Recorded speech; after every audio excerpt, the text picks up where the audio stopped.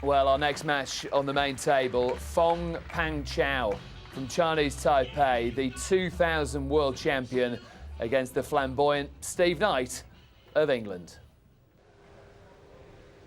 I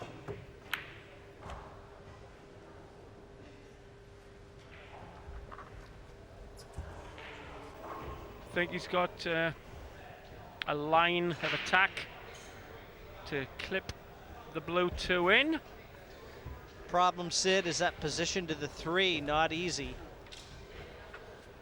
The natural angle takes the cue ball into the 8 and the 9. So he may be leaving position to chance somewhat here.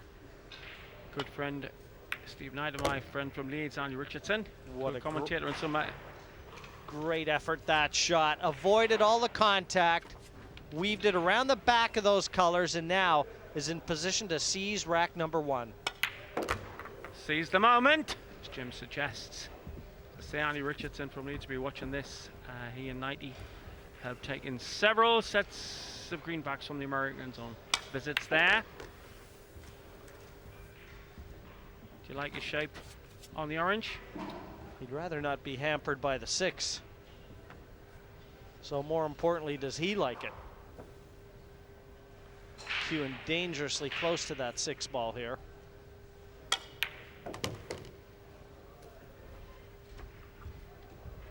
Shouldn't have any trouble getting back to the middle of the table for progress on 7. No, he just has to leave an angle, Sid, so that in attacking the 7, he can get the right-hand side of the table for the 8. And that's perfect. Just run this in and let it float off that cushion down for the 8 to the same pocket.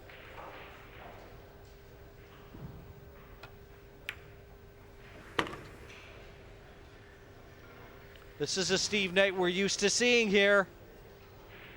He has given us some great performances in the past. So here's Steve Knight of England, going to a 1-set lead against the former world champion, Fong-Pang Chao.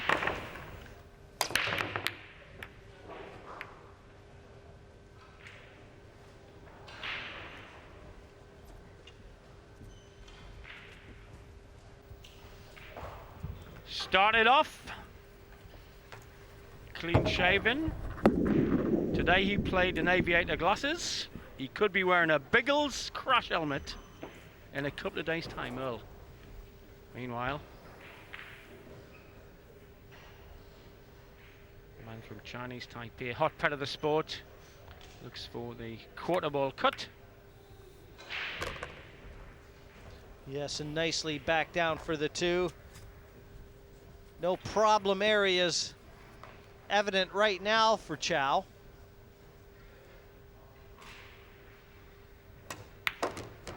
Involved, of course, in controversy when he won the title in an earlier match against Ortman, when appeared to move deliberately in direct line of sight of Ortman on a shot. But didn't he whistle away with a final? This is the big shot right here. He needs position to the 4. He's got to get above it, and he's underhit that by some margin. Now, 2 choices here, Sid, and neither of them easy. A very acute angle to try and slice this into the side pocket, and I think that's favorite, opposed to the bank shot. Thin slice it is.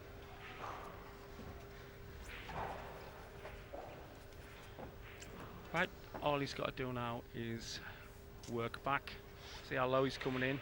Low right English to bring it out in the middle of the table after the orange is deposited. But a funny contact. Seemed to lose control of the cue in the strike there. Seemed to be a very juddery contact.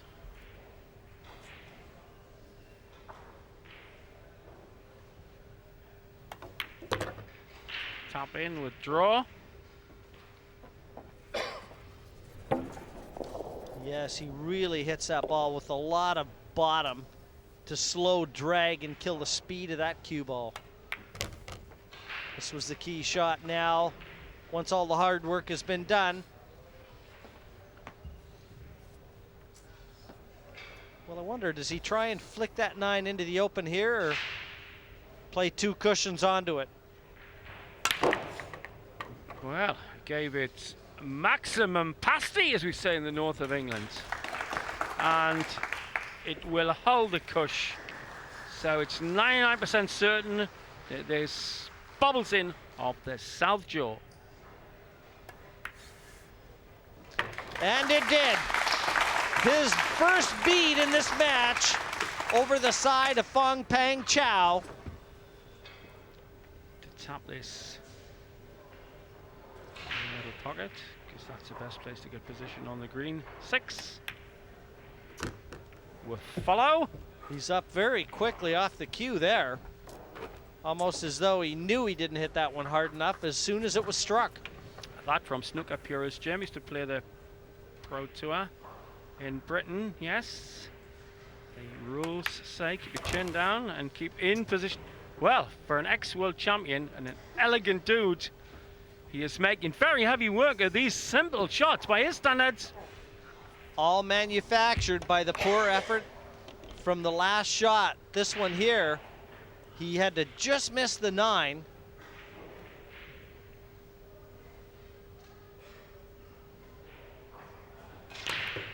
Oh, feather. Well, disaster. Overcut. Ooh, throws rattle out of pram. Bangs down chalk. Well, this is a real turnaround. Steve Knight is going to accept this gilt-edged gift and turn it into a 3-1 lead, and he'll be breaking in rack number 5.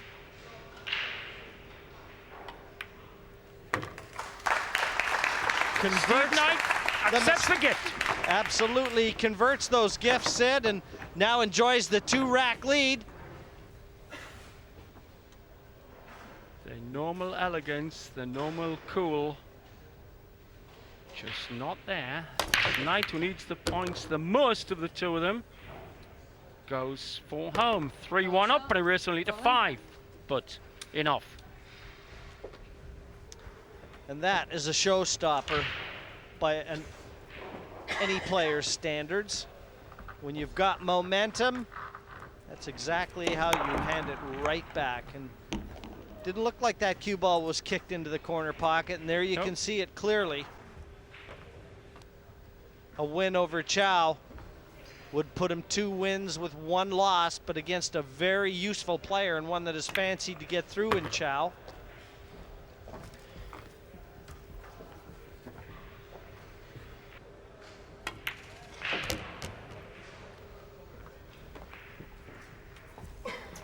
Once again, just slightly under hit for ideal position. We've already seen him. He's got the shot in his bag to be able to kill that cue ball. Slow bottom.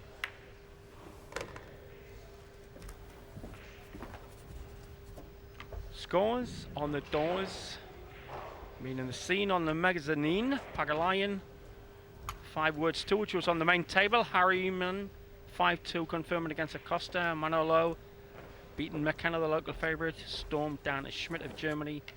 Garahan, 5-1 against Toshikawa. And Papadopoulos, 5 there. Holman, beaten Dunn, 5-1. And this one of the shocks, Eminem losing 5-4. Yes, to Kennedy. And you see as the scores go on here, so many of those 5-4 results, how big those 1-rack losses could prove to be.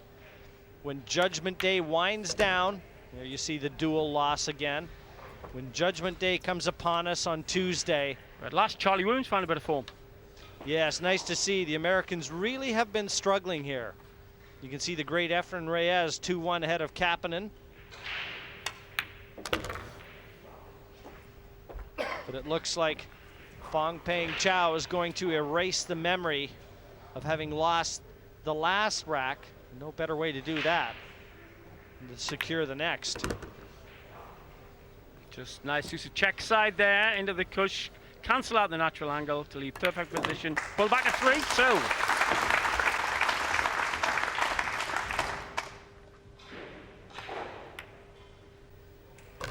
Well, it was just the one break off too from Steve Knight that went astray and cost him the last rack, but he could sure take advantage here of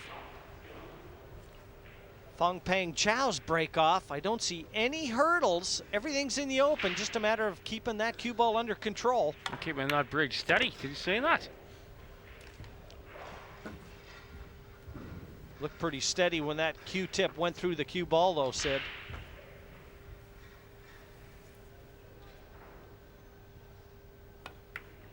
That looks steady too. Yes, the bridge wavering slightly. That was very awkward. And follow through a bit rugged. But he is in the wrong 4 of the league table. He'd love the 2 points from the victory here. Struck that nicely. Maintaining very tight position. 5-6. He wants to leave himself an angle on the 6 to be able to attack that brown 7, the top of the table as we look. So he's got to get below the 6 here. Good angle for a simple draw to the left of the brown 7. I don't think so, Sid. He may have to follow through and play that 7 top left. Well, he did have a little angle. Didn't look like there was much there. Just pinched the pocket.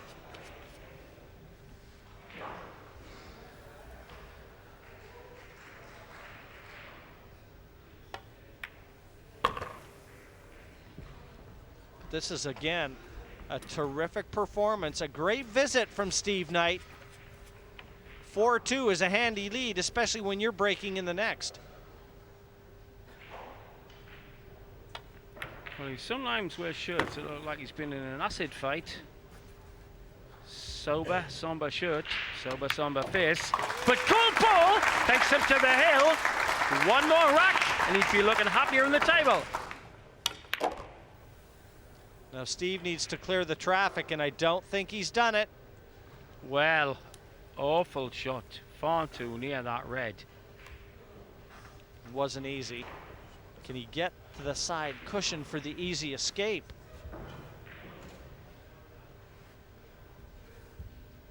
Sick as a chipping, dripping over where that landed. Had a nice little aperture between the red and the black to get on the blue. I don't know whether or not he can get through that side cushion or not. He's having a real good look at it, maybe just weighing up exactly where he has to hit it. But this will be hit at speed. And just about fluked the 9. Was that in his equation? The 9? He knew where that 9 was, and he took a flyer. He was 4-2 in front. He could have used a little lady luck. Another look at it here. But what's worse right now is he's left Fong-Pang Chao with a chance at a billiard to try and park that 9 to the bottom of the corner. And he can play this, Sid, in such a way whereas not to leave the 2 even if he does miss the 9. So he's playing the billiard shot into the 9. No bother! 4-3 in no time! Rack 8, Fong-Pang Chao to break, trailing by 4 racks to 3. But Fong-Pang Chao breaking now, and with the ball off the break, a chance to get back to 4 each. And he's looking very sweet indeed on the 1 ball for his next shot. And look at that cue ball in the center of the table. Arguably Fong-Pang Chao's best break off in the match.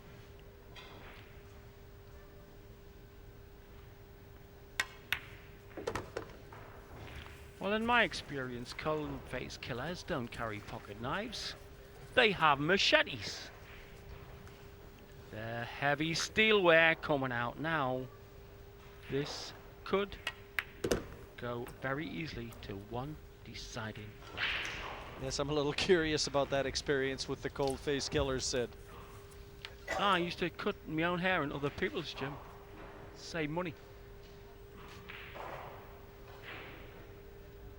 Do yours sometime. Nicely positioned onto the 4. Just wants to clear the 8 in the middle of the table for the 6. It's all about control. At this level, they mean to do nothing difficult. But adrenaline can't mess up your muscle memory. And the odd twitch here and there when nerves come into the fray. Fray is the word in more ways than one. Nerves that fray, and this could be a fray that's decided in a single, sudden death rack. Hence the tension here as the former world champion tries to take this to Hill. And no reason why he shouldn't. Nice shot onto the 9. He'll just be rolling this in, and Steve Knight will have one last shout. That being the break. And that will come in the decider. 4-4 in the race to 5. And Steve Knight will break in rack number 9 for the all-important 2 points. What a time he picked for one of his best breaks. Well, there you go. That is pasty with apple in both corners. A little bit of aggression into that break off. Wing ball down. Right into your forehead. What a delightful sight that was for Steve Knight.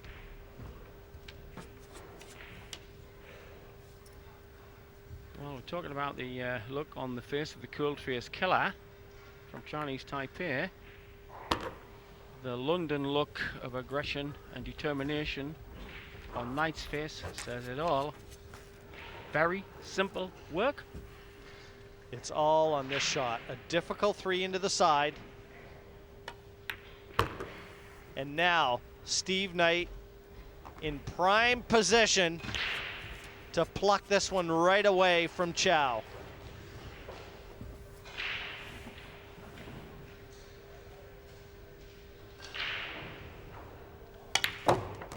Yeah, he had no intention of going belly up.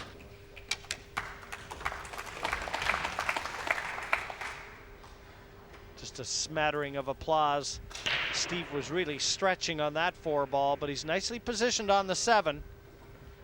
He'll just want to pump this one in and let that cue ball drift off that side cushion for the 8. Chao parked where you'd want him, in his chair. Knight 3 shots away from making his position in the league look 100% healthier. Needs that cue ball away from that side cushion. That would make life a lot easier for Steve. So where's the ideal track for the white Jim? Why is he hesitating? It all depends on the angle here, Sid. If he doesn't have any, and he doesn't, Steve may have to try and force this one a little. I saw him digging into it with bottom, and I'm not so sure he won't play it with a lot of top. He's still digging. He's got to avoid that side pocket. Absolutely. He doesn't want to run any further. He doesn't run any further. That's a very, very awkward leave. This is as thick as a dragonfly's wing, this cut. It's a bank shot, Sid. Top right corner. Is it going? Is it going? Is it ever? What a shot! And what a way to punctuate a terrific win. Steve Knight 5, Fong-Pang Chao, the former world champion 4.